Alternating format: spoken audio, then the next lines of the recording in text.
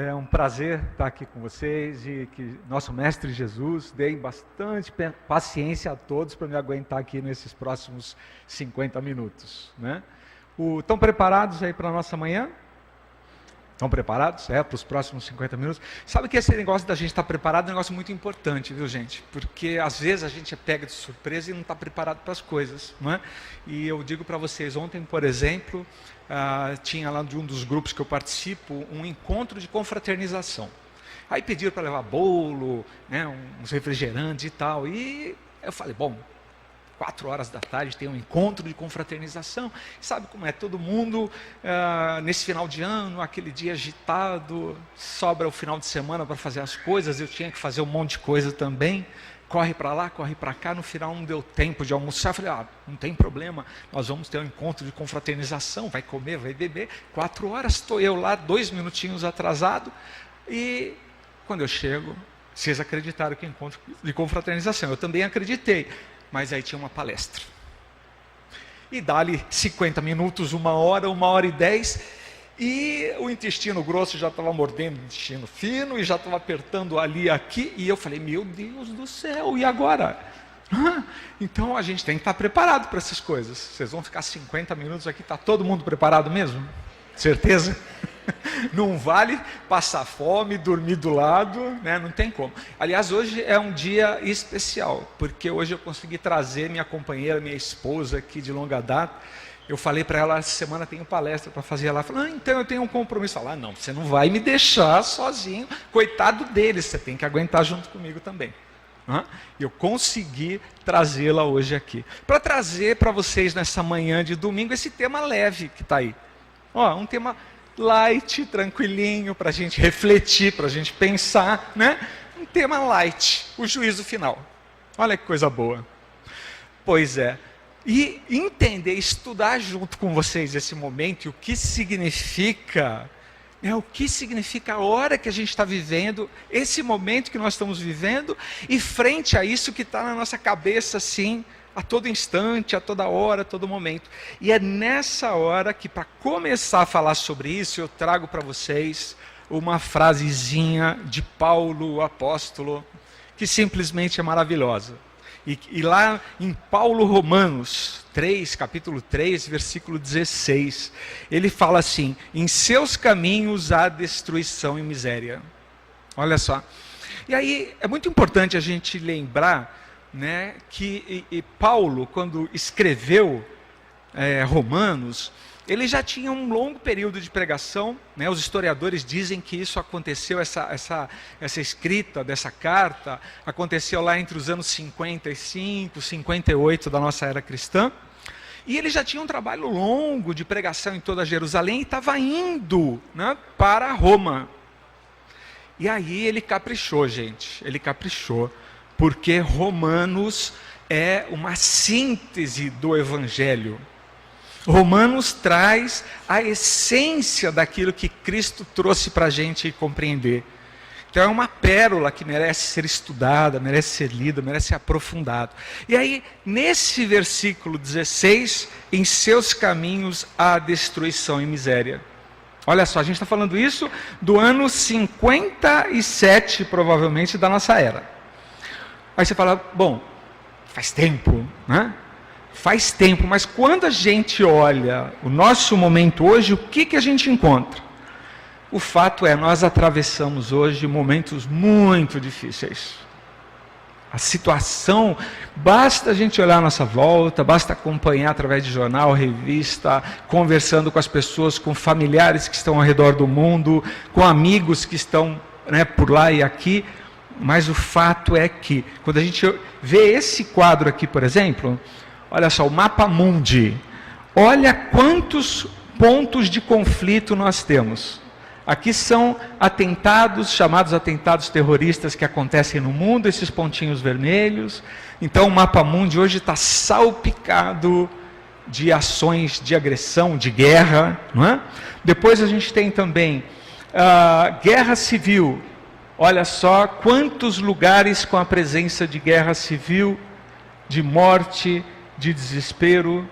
Separatismos, aqueles movimentos que qualquer que seja a razão, olha só, eles provocam a exclusão do semelhante, eles provocam a dor, eles provocam a impossibilidade de conviver. Esse é o mapa do mundo nesse momento. E aí a gente olha e fala assim, puxa, e Paulo, no ano 57, escreve, em seus caminhos há destruição e miséria. E caminhos de quem?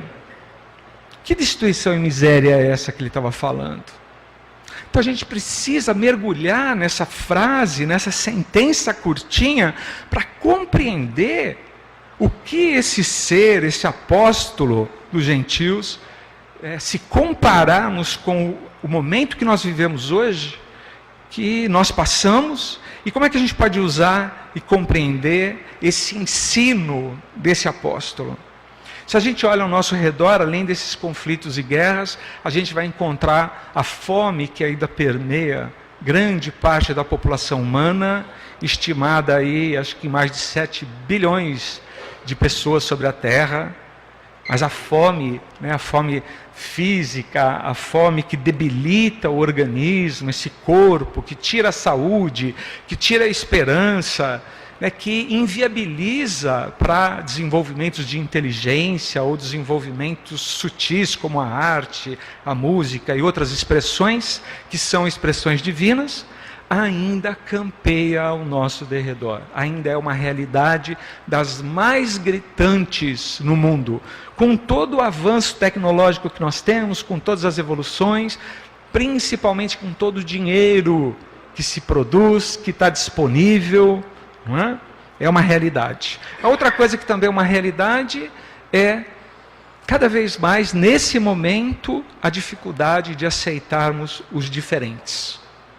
Aquilo que nos é diferente, aquele que pensa diferente da gente, aquele que tem uma necessidade diferente, que quer algo diferente de você, nós temos uma dificuldade de conviver. E das formas mais hediondas, nós criamos comportamentos racistas, xenófobos, que demonstram, e fazem unicamente transparecer a insegurança e o medo que habita no nosso ser, no nosso coração.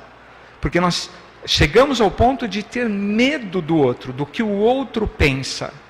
E criamos muros, barreiras, dificultadores, para impedir que o outro se aproxime, que ele influencie, que ele tenha direito de existir. Nós assistimos isso ao longo da nossa história, nós vivemos esse momento onde as sociedades falam em levantar muros novamente, para separar um irmão de outro irmão. Nós, passados mais de 2000 anos, nós ainda não desenvolvemos essa capacidade de simplesmente conviver com quem pensa diferente da gente. Essa é a realidade. E com tudo isso acontecendo ao redor do mundo, explosões, guerras, cidades sendo devastadas, culturas sendo dominadas, os armamentos cada vez mais sofisticados, soluções tecnológicas para a morte, que é isso, a indústria bélica é isso, é o desenvolvimento de uma solução para a morte, achando que a morte é a solução, achando que a morte do diferente, achando que fechando as portas para a diferença, eu vou conseguir a paz. E em nome da paz, eu provoco a guerra. Em nome de Deus, eu provoco a guerra, eu provoco a distância. Essa é a nossa condição de mundo nesse momento, ainda é a nossa condição de mundo. Enquanto isso, aqui no Brasil, nós vivemos um momento de luto, por N situações, N questões, N momentos, chances da gente estar identificando e fazendo uma revisão dos nossos valores enquanto sociedade, enquanto cidadania, enquanto conviver com o nosso semelhante, enquanto a consciência de um protagonismo baseado nos valores cristãos, porque se nós abraçamos o valor de Cristo, isso não significa passividade, não significa omissão, significa um caminho ativo, uma ação pacífica, de acolhimento, consoladora, integradora principalmente, em busca de uma harmonização, de um caminho melhor.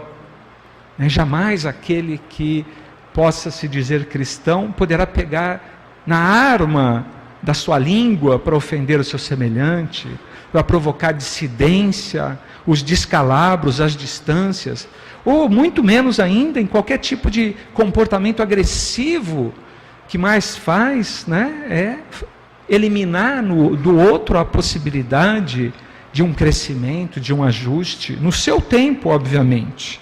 Mas os momentos também são difíceis por aqui, em termos práticos, reais. Nós vivemos essa situação, uma grande parte dos nossos irmãos de caminho, assolados pelo desemprego, assolados pela falta de uma condição de sobrevivência muitas vezes, jogados em função disso ao desespero, ao descrédito, ao desconsolo. Vivemos momentos onde os nossos valores são, sim, colocados em xeque. E nós não podemos ficar omissos a tudo isso, mas precisamos desenvolver uma resposta cristã. E aí é compreender o que o mundo e o que acontece nesse mundo tem a ver com cada um de nós. O que acontece nesse universo que está à nossa volta, que recebe diretamente o impacto de tudo aquilo que nós fazemos, de tudo aquilo que nós produzimos ao nosso derredor. O nosso país, esse berço que nos acolheu nessa pátria amorosa e amiga, que, como dizem, tem tudo, mas tem um povo também que você não faz ideia. O que é que nós fazemos? Qual é o nosso papel nisso tudo? Qual é a nossa ação dentro de um caminho em Cristo para buscarmos realmente a felicidade? Ou alguém aqui não quer a felicidade? Será que alguém aqui não quer a felicidade? Você perguntar assim, o que você quer na vida? Eu quero um barco, para andar no final de semana. Eu quero um carro novo, eu quero uma bicicleta, eu quero uma roupa nova. Mas por que você quer isso daí? Para quê? O que você vai fazer com isso? E possivelmente vem, porque isso é felicidade, porque eu vou ficar feliz. Por que você vai ficar feliz? Porque eu vou me mostrar, eu vou mostrar que eu estou bonito, que eu estou melhor, que eu estou me divertindo. Então nós aprendemos a dar nomes diferentes, cada um do seu jeito, sobre o que é a felicidade. E a gente trouxe esse patamar do que é a felicidade para um nível que, na verdade, significa hoje um equívoco, um engano, uma ilusão. E compreender isso é muito importante, para que nós saibamos qual é o nosso papel no meio disso tudo. O nosso papel ali no nosso lar, cotidianamente, você dentro daquelas 4 paredes, com seu companheiro, sua companheira, seus filhos, seus outros parentes. E quando você tem, às vezes, discussões, quando você tem brigas acirradas, tem disputas, quando você compete, já viu? Tem gente que compete pelo cabelo mais bonito. Eu não posso entrar nessa competição. Estou fora. Uma menos. Mas tem gente que compete o cabelo mais bonito. Chega no escritório todo dia, nossa, olha o que eu fiz aqui, eu virei desse lado, eu coloquei, alisou, fez isso, fez aquilo. Compete um com o outro, o cabelo mais bonito, se eu estou mais bonito por causa disso, eu fui no salão A ou B. Tem competição. A gente compete e dá nome a isso de felicidade. Olha só. Mas o fato é que cada vez mais o nosso coração se parte. Cada vez mais o que a gente está produzindo são frustrações, são desilusões, são enganos cometidos por nós mesmos. E a grande questão nesse cenário, que não é simples, mas que é muito importante nesse finalzinho de mais um ano, porque estamos já no final de mais um ano. Olha que loucura. Aliás, é tudo que você ouve o pessoal falar. Nossa, que correria, porque esse ano passou rápido demais, porque esse ano voou, porque não deu para fazer isso, não deu para fazer aquilo. Todo mundo tinha as agendas muito lotadas e não conseguiu dar conta daquilo que precisava fazer. E a sensação de que o tempo ele se esvaiu pelas mãos. Muito possivelmente, nós tentamos agarrar impulsivamente muitas coisas, mas como eram coisas vãs, nós chegamos a esse momento com poucas coisas, com nenhuma coisa nas nossas mãos. E aí é que faz, nesse período, então, que é muito comum, né? O que as pessoas fazem no final de ano? Começam, de alguma maneira, um movimento mental de fechar as contas, de fazer um balanço geral, o que eu consegui, o que eu fiz, como é que vai fechar a conta, estou devendo, né? Qual vai ser o tamanho da dívida, estou devendo para quem, né? O que eu deixei de comprar, o que eu queria comprar, o que eu não comprei, enfim, eu aprendi, eu desaprendi. É um período natural de se fazer um certo balanço na nossa vida. E por causa disso mesmo, é um bom período para a gente pensar, para a gente refletir. Refletir como é que nós estamos conduzindo a nossa vida. E refletir como é que a gente está conduzindo a nossa vida significa a gente compreender qual é a diferença que nós fazemos nesse tal de mundo. E aí a gente vai se assustar, porque a gente faz muita diferença. Faz mesmo. Quer ver só? A grande questão é que, frente a esse cenário exposto de guerras entre os países, insegurança, não saber o que vai acontecer no ano que vem, no dia de amanhã, não ter certeza se você vai estar empregado ou não ter certeza se aquele que você ama estará com você ou não. Nesse cenário de incertezas, nós acabamos muitas vezes, como defesa nossa, de não suportar enxergar tudo isso, nós tomamos caminhos dos mais diversos. E é nessa hora que vale a pena a gente pensar o que é que a gente tem feito, como é que nós temos respondido a tudo isso. Não é?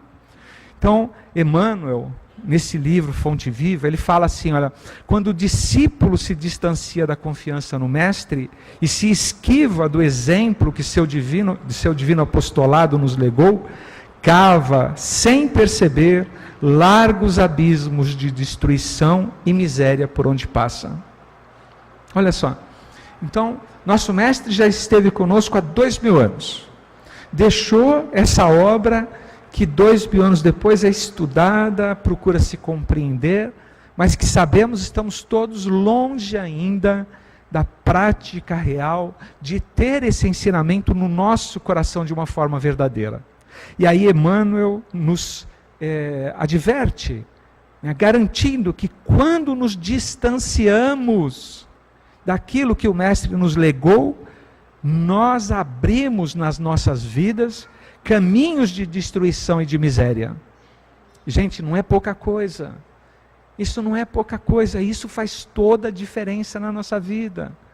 Toda a diferença. Olha só, né, um fato relevante e muito comum que a gente encontra. Uma cena dessa. Tenho trabalho ao lado para fazer, mas sou acometido por aquele cansaço, aquele sono, aquela preguiça danada. E a gente fala assim, poxa, mas não tenho direito a depois do almoço tomar, né, aqueles minutinhos, tal. Aqueles minutinhos você tem, mas e quando esses minutos se transformam em horas? E quando essas horas na sua vida, elas te levam a uma condição de inatividade? Porque há coisas a serem feitas, ou não? Temos ou não temos coisas a serem feitas? Ao nosso derredor. Mas se a gente olhar à nossa volta, sempre tem alguma coisa para ser feita. Sempre tem alguma coisa que pede uma ação da nossa parte. É uma louça para lavar na pia, é alguma coisa para ser feita no canteiro, algo para ser limpo, é algo para ser escrito, é alguém para ser ajudado. Tem ou não tem coisas para serem feitas?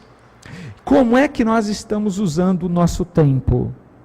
Como é que nós estamos usando as horas que nós temos nesse tempo? Como é que nós estamos construindo e deixando com as nossas ações o impacto e a memória nessa humanidade? E é aí nesse aspecto que Joana de Ângeles, né, a amada, a veneranda protetora do nosso querido Divaldo, no seu livro Conflitos Existenciais, ela tem um capítulo exclusivo para falar sobre a preguiça. E ela fala assim, olha, a preguiça ou a propensão para a inatividade para não trabalhar, também conhecida como lentidão para executar qualquer tarefa e caracterizada como negligência, moleza, tardança, é desvio de conduta e merece maior atenção do que aquela que tem merecido nos dias de hoje.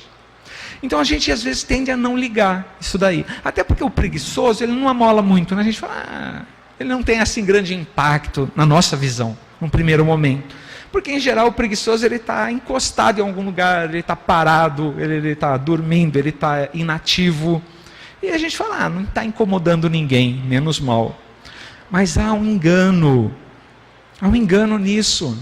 Porque a preguiça, que é essa nossa condição da gente entrar numa inércia que não produz, que não transforma, que não viabiliza coisas que possam ser feitas, ser desenvolvidas, ser escritas, ser construídas. É o bolo que você pode fazer na sua casa no finalzinho de tarde para alegrar o paladar e o coração dos seus filhos, né? É o gesto amoroso que você pode fazer com a sua companheira para mostrar para ela o quanto que você ama. É trabalhando, é agindo, é sendo útil. Mas a preguiça, ela toma proporções patológicas. Ela se transforma num adoençamento. E é exemplo daquela engrenagem que vai parando e parando e lentamente parando. E ela se acomoda parada. E essa engrenagem parada, ela enferruja. Ela enferruja e ela não consegue produzir mais nada. E quantos de nós e quantas vezes nós nos colocamos nessa condição? Quantas vezes nós nos colocamos numa condição de não usar aquilo que está à nossa disposição para procurar sermos melhores? Às vezes você vai falar uma outra língua ou aprender a falar a sua língua, que a gente está desaprendendo hoje. Então, falar melhor, ler melhor, conversar melhor, acolher melhor. Então nós podemos usar o nosso tempo para muitas coisas, mas a preguiça não deixa. E quando a preguiça ela toma conta, ela se transforma em patologia, ela é uma doença mesmo, é algo muito sério, que precisa ser combatido, porque olha só, ela fica caracterizada pela comodidade, o ser preguiçoso, ele estagna, ele se acomoda, ele acha que ele não precisa de nada além daquilo, ele passa com isso a ter o seu campo de futuro e de visão estreitado. Isso significa na prática que ele deixa de sonhar, ele deixa de estabelecer para ele objetivos, quaisquer que sejam esses objetivos. Porque quando ele estabelece um objetivo, no final de semana eu vou visitar fulano e os amigos, ou eu viajarei para isso, ou eu vou conseguir um trabalho, ou eu vou fazer alguma coisa. Isso dá trabalho, isso requer investimento de energia. Para o preguiçoso, as ações dele se voltam para ele mesmo, e não mais para um progresso geral. Que é essa a razão de ser, progredir, ajudar, contribuir. Todos nós temos essa condição, todos, independente da nossa situação física, emocional, psicológica, todos nós temos essa condição. Então, quando a preguiça atinge essa característica, ela toma um caráter de patologia, de doença, não é? E aí ela tem uma sequência, porque não fica pouco, ela tem um crescente. Da preguiça, ela gera negativismo. Você deixa de acreditar que é possível. Quantas pessoas nós ouvimos ao nosso derredor que já não acreditam em mais nada? Não acredita nos políticos, não acredita no chefe, não acredita nos pais, não acredita nos avós, não acredita nos amigos, não acredita em mais nada. E, em consequência, não acredita em Deus e, no final, não acredita nele mesmo.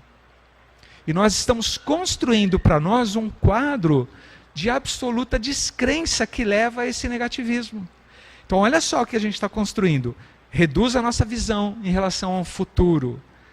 Esse futuro passa a ser negativo. Nos tornamos pessoas pessimistas, nos tornamos pessoas ressentidas. Uma pessoa ressentida é aquela que qualquer coisa ela é melindrosa. Pisou no meu pé, nossa, será que não enxerga? Hã? Será que ele não está vendo? Eu estou aqui. Ah, nossa, como não me notou? Como não percebeu que eu existo? Porque nós temos essa necessidade, mas aí eu me ressinto com o outro. E tudo isso, companheiros queridos, é um caminho de autodestruição. Um caminho de autodestruição. Nós fazemos magia negra conosco. Por que é magia negra? Porque nós usamos uma energia, a energia da vida, dada por Deus, para o nosso progresso, o nosso crescimento, o nosso engrandecimento, e nós nos reduzimos tremendamente num processo de autodestruição. Olha só. E como que isso acontece? Né? Porque você entra num processo de silêncio, de retraimento. Pode ter certeza, muitos desses que estão silenciosos e retraídos hoje, ontem estavam só preguiçosos. Aqui já é um agravamento da situação dele. Hoje ele é preguiçoso e silencioso e retraído. Olha como agrava o negócio. Né? Mas, como a gente fala, deixa ele quieto lá, não está incomodando ninguém, a gente não dá a importância que precisa dar. Perde-se o entusiasmo pela vida, as coisas parecem que já não tem muito sentido, né? Reforça-se o egoísmo, porque eu passo a me preocupar comigo mesmo, aí eu me refugio na inveja e em falar mal dos outros. Porque eu passo a enxergar que o problema, o meu problema, a causa da minha infelicidade, sabe quem que é? O outro. É o outro. E de um lado ele é o problema, mas esse problema também, ele compra carro novo, ele usa roupa nova, ele abraça os filhos, ele levanta as crianças no colo, ele sorri, ele parece ser feliz. Como que ele pode ser feliz se eu estou nessa infelicidade toda aqui? Pronto. Danou-se, olha a inveja chegando, consumindo o ser, consumindo a minha energia. Começa com a preguiça. Isso tem início com a preguiça. Olha só.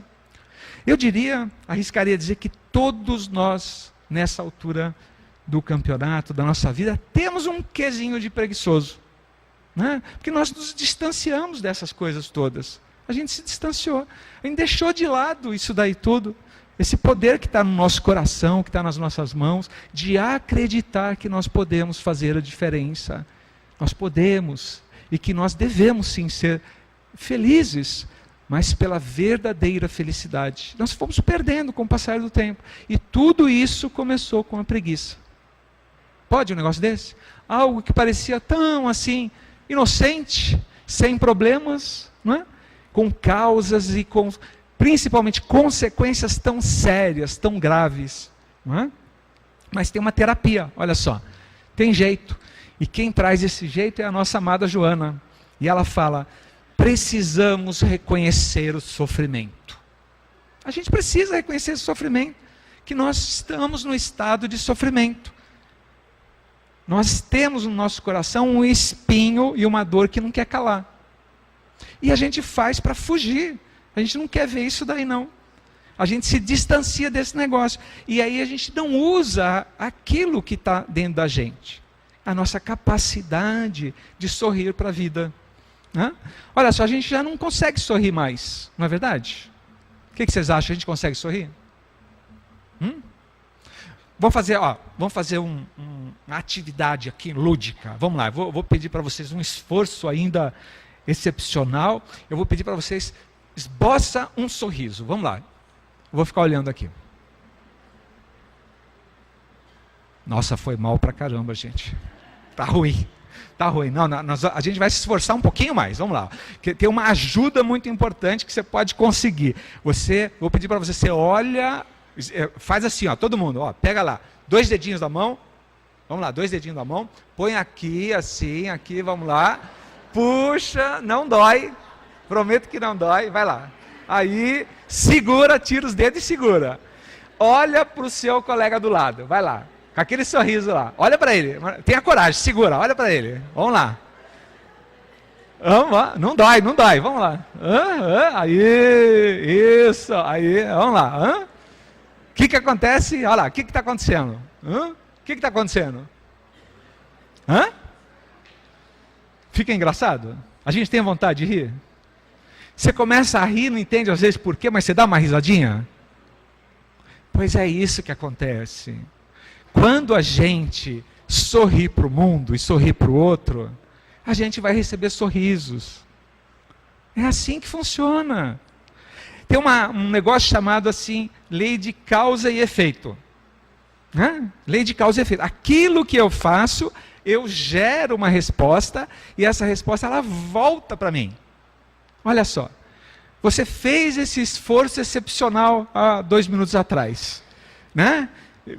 Mexeu o músculo, olhou para o seu colega do lado e você pode ter achado ele engraçado, ele achou você engraçado. O fato é que vê-lo sorrindo trouxe para você um sorriso e foi recíproco. E aí eu pergunto para você, tem recebido hoje sorrisos na sua vida? Quantos sorrisos essa semana que passou você recebeu? De quantas pessoas? Quem sorriu para você de uma forma verdadeira? Querendo sorrir para você e não de você. Porque tem uma diferença, vocês sabem, né? Tem uma diferença, sorrir para você e sorrir de você, né? Então, a gente às vezes está acostumado, o outro sorrir de você, mas não para você. Então, nós recebemos aquilo que nós damos para o mundo. Se você tem recebido poucos sorrisos, é porque talvez você não tenha dado, não tenha entregue para o mundo os sorrisos que você pode dar. Você viu como foi difícil? Viu como foi difícil, né? A gente brinca aqui, mas é difícil você achar um motivo, uma razão para sorrir.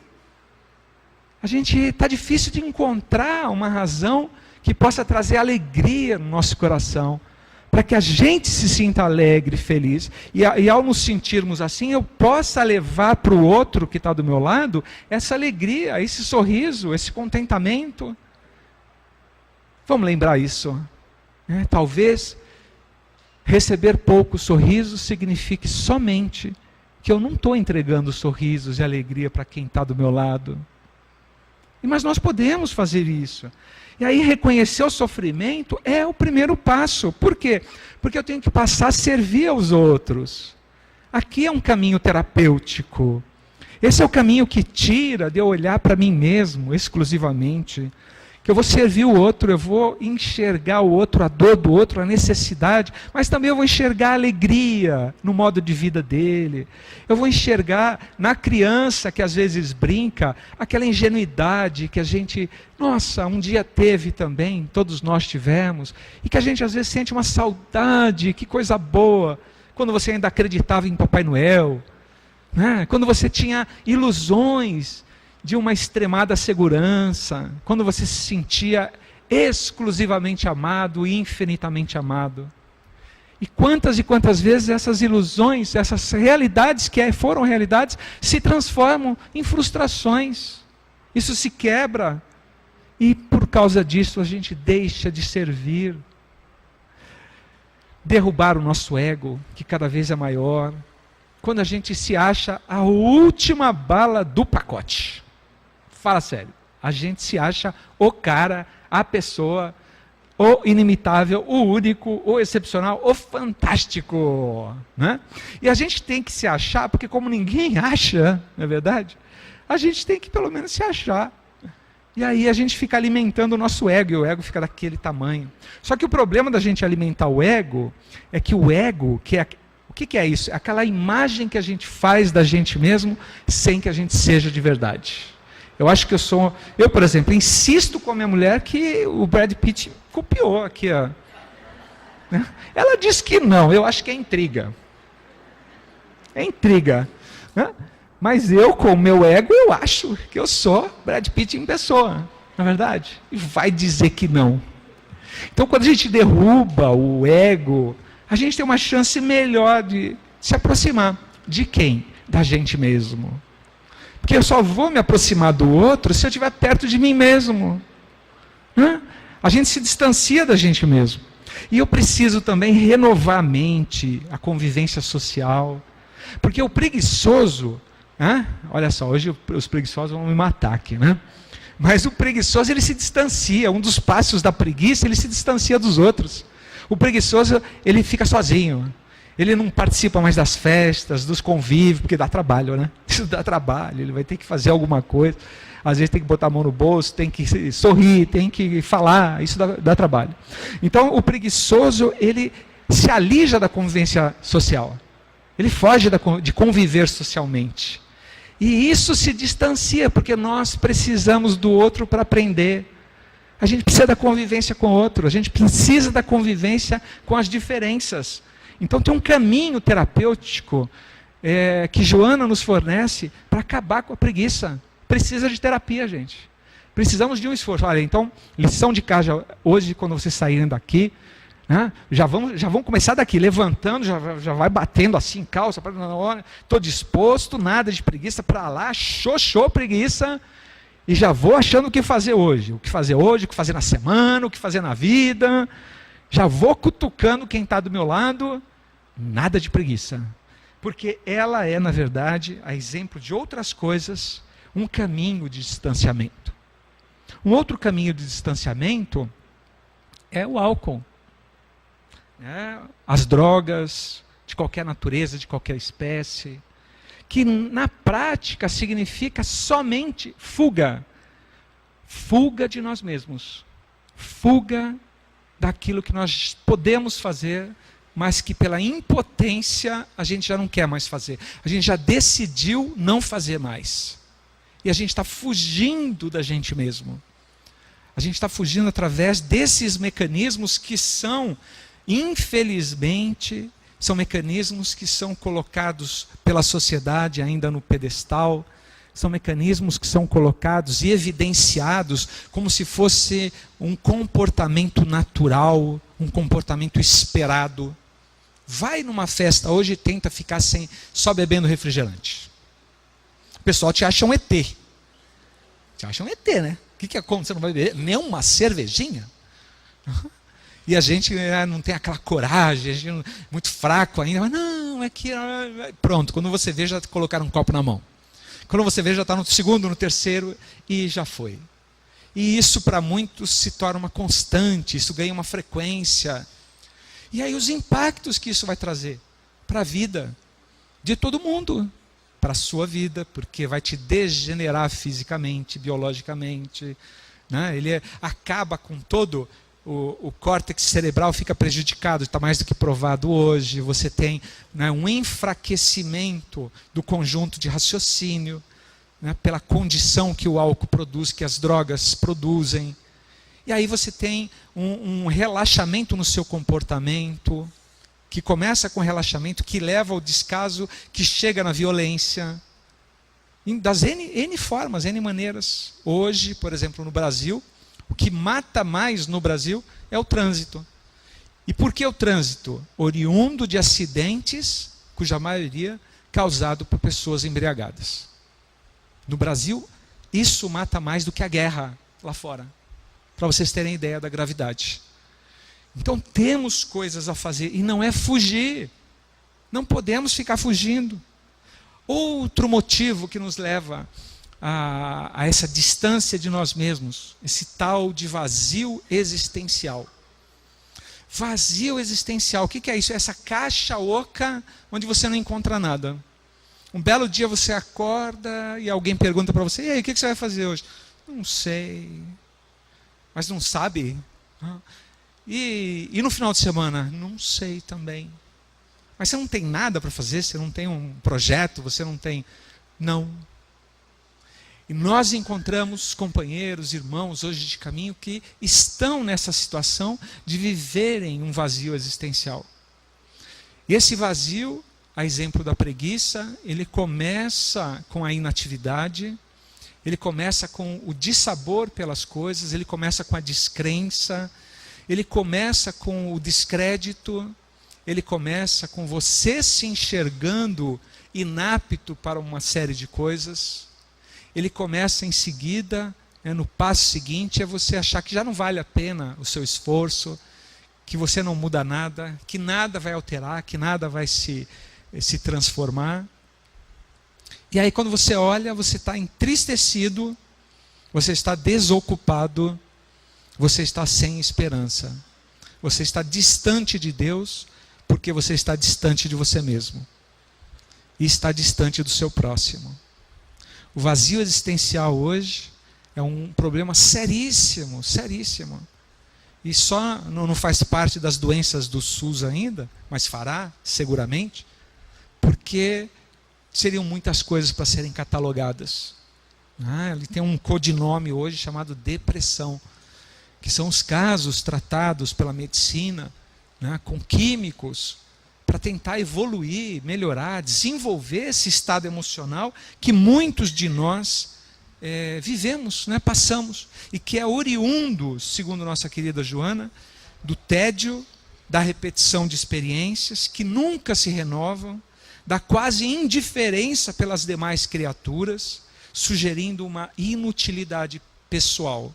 Olha que coisa, gente. Olha que coisa. Repetição de experiências. Esse vazio existencial, ele é muito oriundo da manutenção de relacionamentos ou de escolhas que nós fazemos, que não tem sentido, que não tem muito significado na nossa vida. Oscar Wilde, um escritor, cineasta, ele falou assim: nós precisamos viver, porque isso é mais do que existir. Entende que há uma diferença? Mais do que um trocadilho de palavras. Porque existir, você já está aí.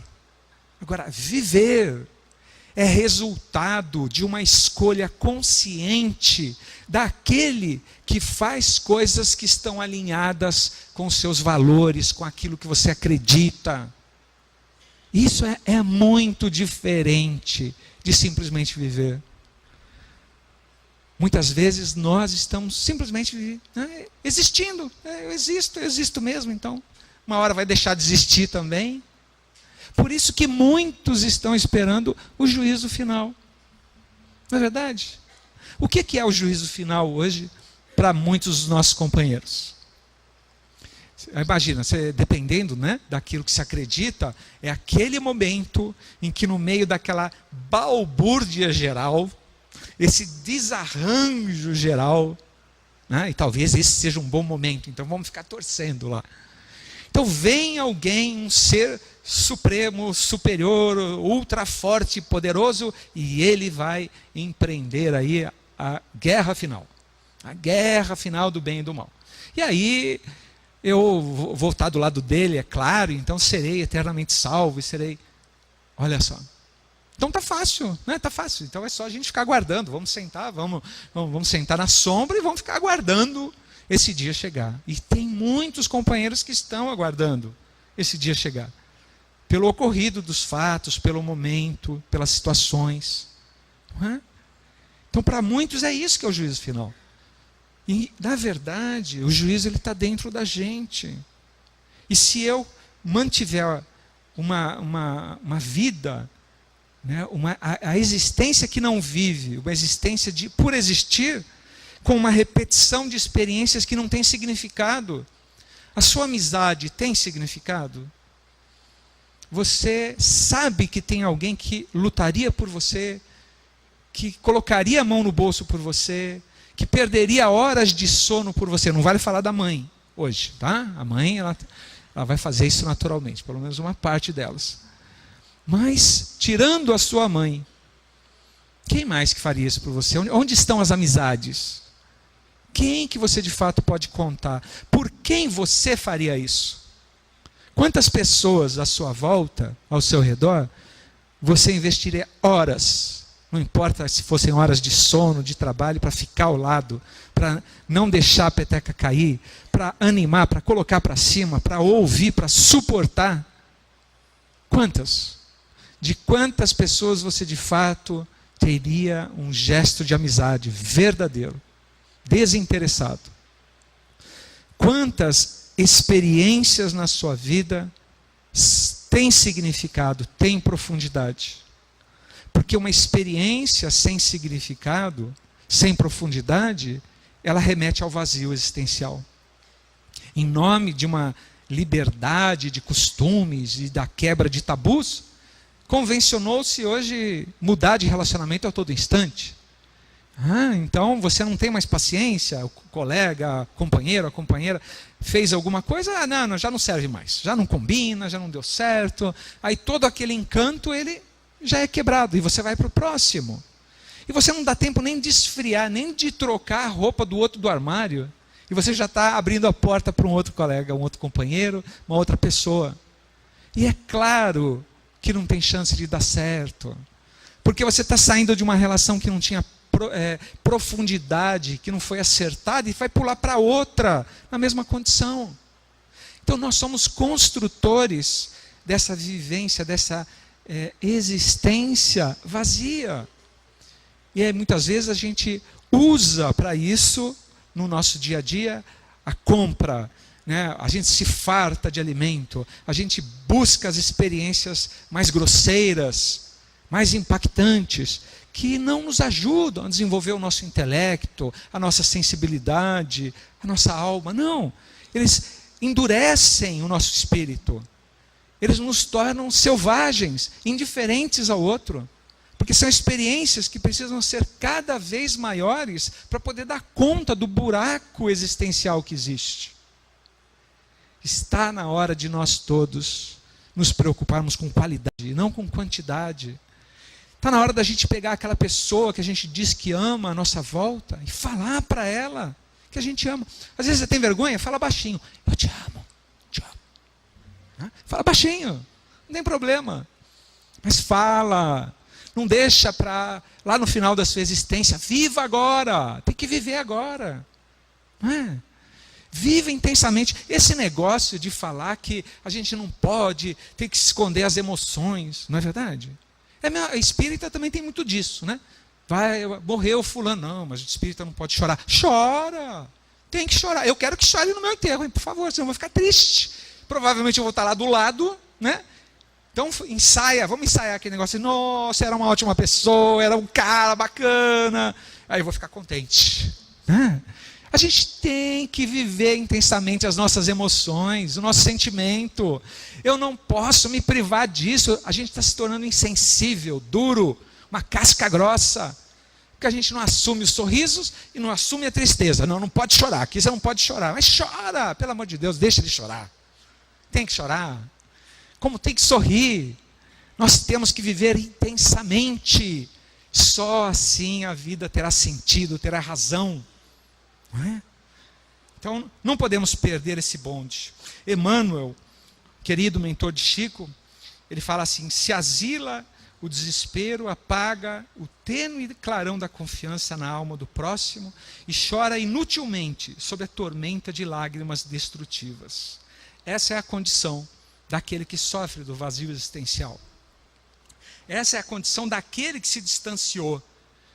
Mas tem um caminho terapêutico de volta, de construção, que é o seguir adiante, que é o ajudar, que é o compreender, que é o servir a todos que nós pudermos servir.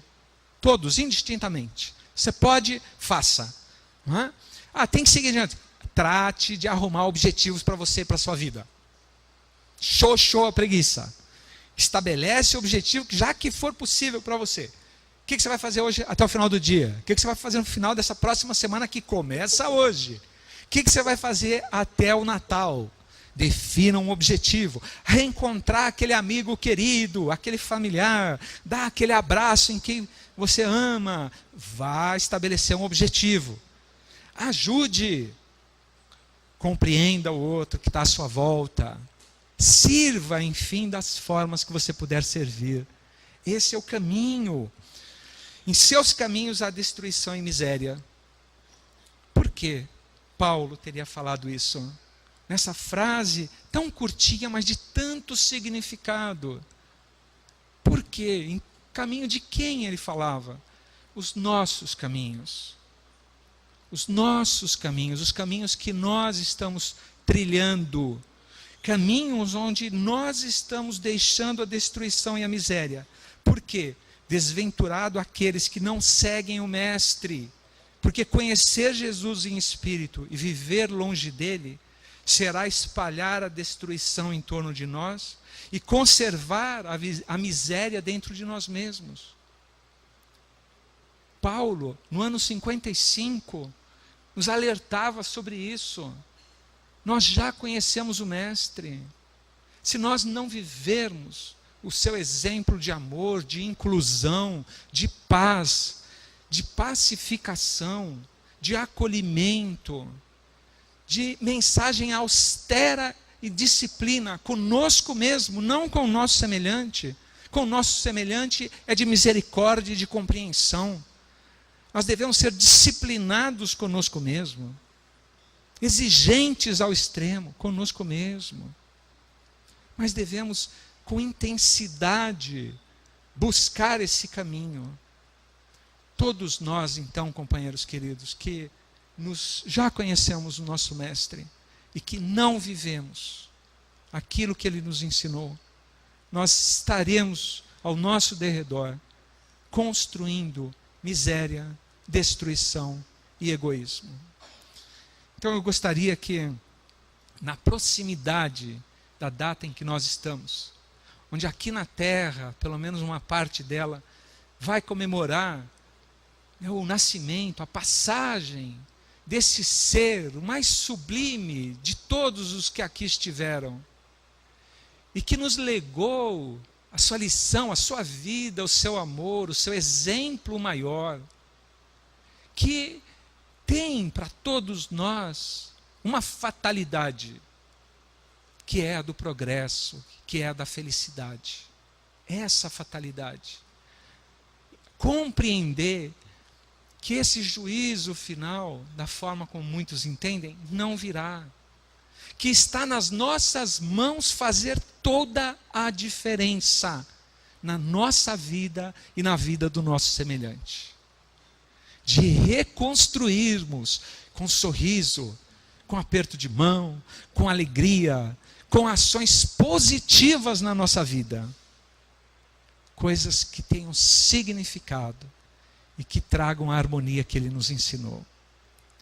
Usem então, vamos todos nós usar esse restinho de ano que falta, para que a gente possa estabelecer esses objetivos, que a gente possa pedir ajuda a esse Jesus, a esse irmão querido, que nos vigia carinhosamente, nos oferece o seu braço, o seu amor, que nos acompanha na nossa jornada e nas nossas dificuldades, e que Ele possa continuar nos sustentando com a sua forma nobre, isenta, absolutamente verdadeira, e nos sustentando nesse caminho de progresso, de construção, de felicidade.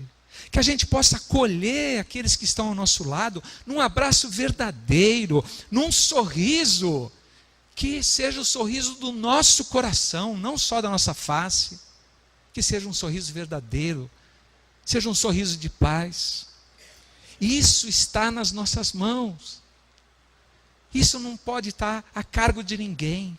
Isso só depende da gente, da nossa mudança mental, emocional, de acolhermos, de fazermos a diferença. Que nosso Mestre, então, nos abençoe a todos. Muito obrigado pela paciência de vocês, um dia ensolarado e vocês aqui me ouvindo, que coisa, né? Minha mulher quase dormiu ali, mas tudo bem, depois a gente vai conversar, né? E vamos em frente. Então que Jesus abençoe a todos, um ótimo domingo a todos vocês, viu? Muito grato pela sua atenção, pela sua presença, sempre uma felicidade muito grande. A gente já escolheu estarmos, em nome de Jesus, estudando, refletindo, buscando esse caminho de amor e de paz. Muito grato.